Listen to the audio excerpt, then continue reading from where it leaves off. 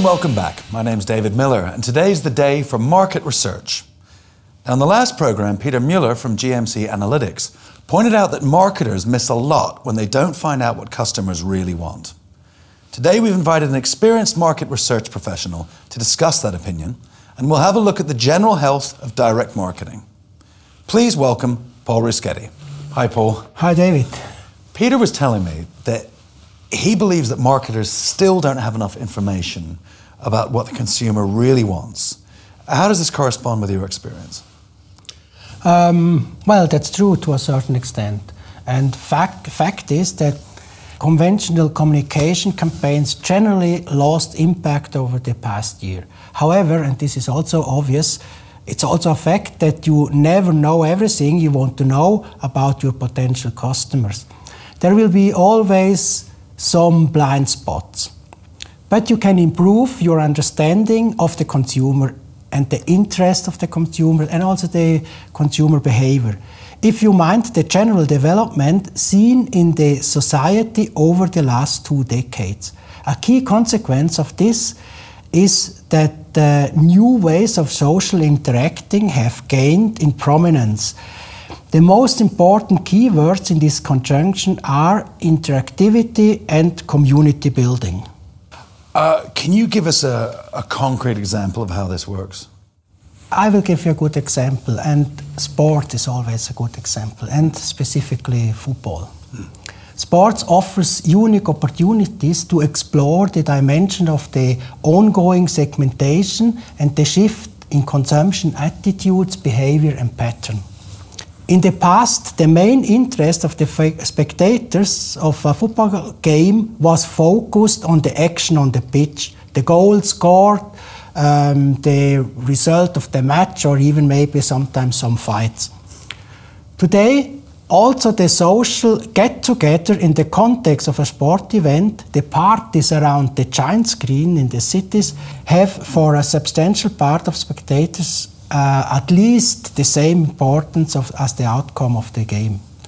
Collecting and exploring such insights enables sponsors or other companies to anticipate new future consumer interest and consumption patterns. Okay, but this is the key question. How do you extract that information? This is a question of applying accurate strategies and methods to obtain that data. That means not that you have to discuss right or wrong with regards to the method. Key is rather to apply more refined and more targeted research approaches, because also the whole context became much more complex. Or with other words, to use methods that focus also on the individual, subjective and qualitative dimension of the changing consumer interests.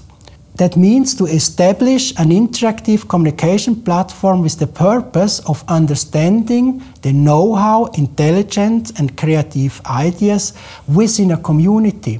And finally, to be able to integrate that knowledge into the innovation process of your company.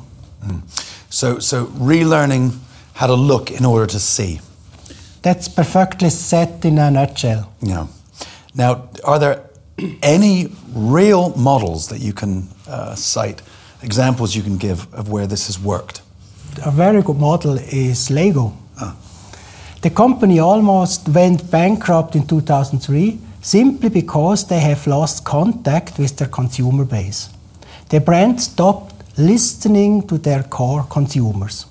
Today, Lego is again a successful and profitable company and one of the fastest growing toy brands.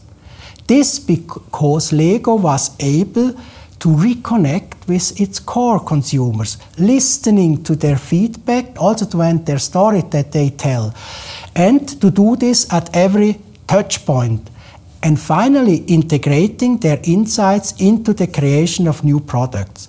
This dialogue drives incremental revenue creation and a continuous sustainable development of the Lego brand.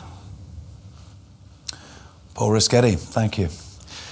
In the next program, we'll talk about efficient customer relationship programs and enrich this discussion with another expert. I'm David Miller. Be with us then.